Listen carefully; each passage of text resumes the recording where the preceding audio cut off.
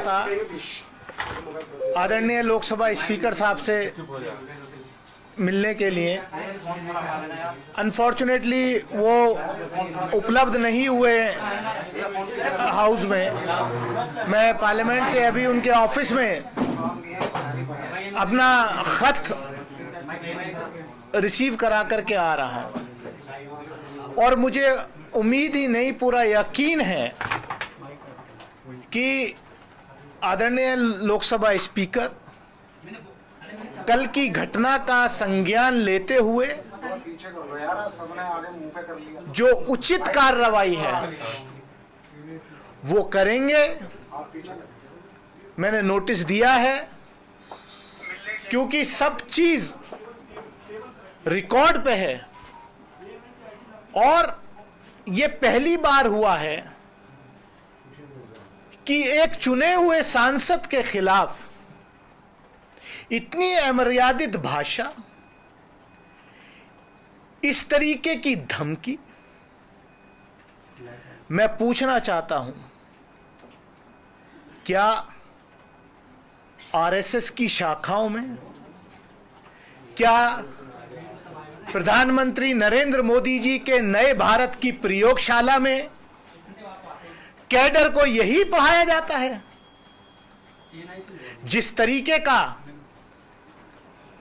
कल दुनिया की लोकतंत्र की, we are mother of democracy according to honourable prime minister and we are proud of it. उस मदर ऑफ डेमोक्रेसी के टेंपल में एक चुने हुए सांसद के खिलाफ जिस तरीके के अल्फाज, मुल्ला, कटवा, आतंकवादी, उपद्रवी, ये क्या है? इस देश में हो क्या रहा है? ये हो क्या रहा है? रूह भी कांप जाती है वो अल्फाज सुन के। मैं रात भर सो नहीं पाया, दिमाग की नस फटने को तैयार थी है मेरी। मैं इंतजार कर रहा हूं कि मैं करूं तो करूं क्या, जब मेरे जैसे चुने हुए व्यक्ति की स्थिति आज इस देश में यह है, तो एक आम आदमी की स्थिति क्या होगी? मुझे उम्मीद है कि मेरे साथ न्याय होगा। आदरणीय स्पीकर साहब कार्रवाई करेंगे, नहीं तो मैं भरे मन से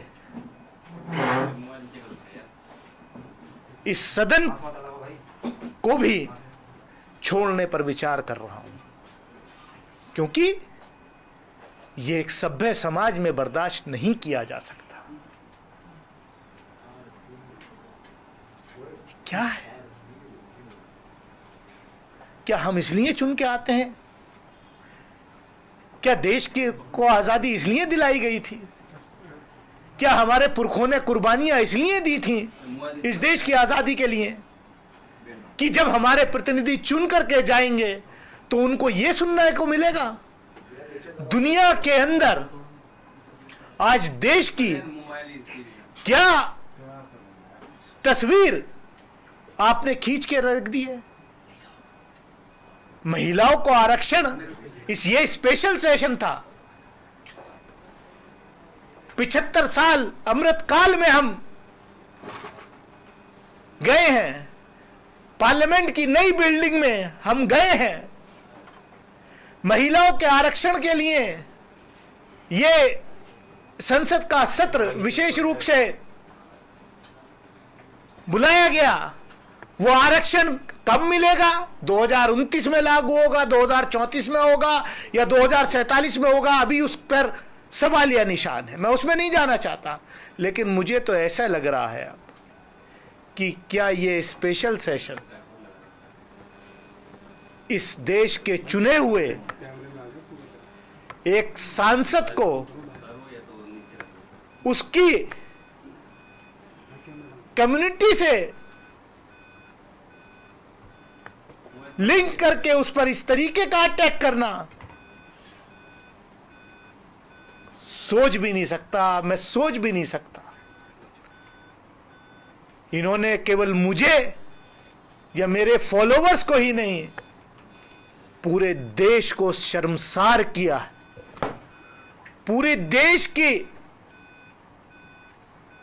आत्मा को शर्मसार करने का काम किया है। अब बस देखना इतना है कि रमेश विदुड़ी जी के खिलाफ, honourable member of parliament Lok Sabha के खिलाफ, उनकी पार्टी कोई कार्रवाई करती है या नहीं, या देश ये इंतजार करे कि कब उनका प्रमोशन होकर के उनको केंद्रीय मंत्रिमंडल में शामिल किया जाएगा। क्योंकि शायद ये कंपटीशन हो गया है भाजपा के नेताओं में कि आप ऐसा कीजिए, आप ऐसे बयान दीजिए। पहले तो संसद के बाहर ही होते थे, अब संसद के अंदर भी मारने की धमकियां दी जा रही हैं। बाहर तो धमकियां बहुत बार नेताओं ने, इनके मंत्रियों ने, सबने दी हैं।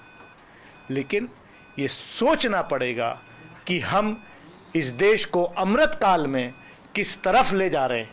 आप कह रहे हैं कि अगर सदन में महोदय कार्रवाई नहीं करेंगे सभापति, तो आप भरे मन से सदस्यता छोड़ने पर विचार कर रहे हैं। तो कोई टाइमलाइन है, कितने दिन का वक्त नहीं, दे रहे हैं आप? नहीं, मैं ऐसे, मतलब अगर मेरे राइट्स वहां प्रोटेक्ट नहीं होंगे,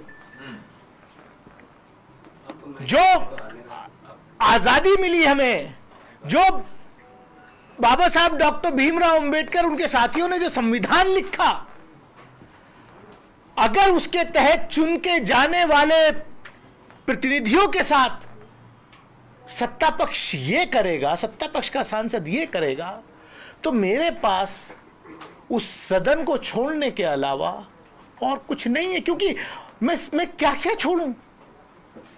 उस सांसद ने तो ये भी कहा कि बाहर निकल देखता हूं।